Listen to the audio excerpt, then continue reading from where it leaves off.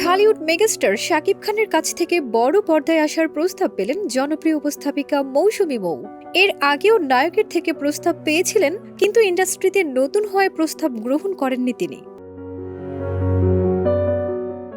১৯ November দেশের এক ঝাঁক তারকাদের অংশগ্রহণে বিশ্ব টয়লেট দিবস উপলক্ষে ক্যাম্পেইনের শুভ উদ্বোধন করেন শাকিব খান। সেখানেই মৌসুমী মৌকে ভরা মজলিসে নায়িকা হওয়ার প্রস্তাব দেন ঢালিউড নবাব।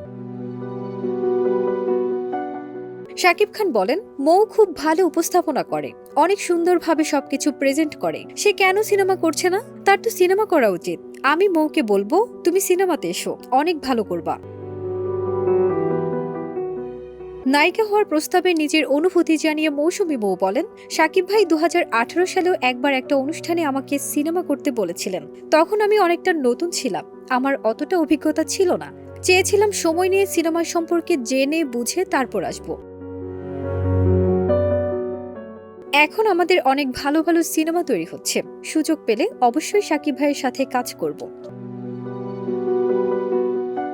প্রসঙ্গত, প্রায় এক দশকের শোবিজ ক্যারিয়ার মৌসুমী মৌয়ের। বর্তমানে সঞ্চালনার পাশাপাশি ছোট পর্দার নাটকেও ব্যস্ত সময় পার করছেন মৌসুমী মৌ। ফারজানা নিকিতা, দেশ রূপান্তর।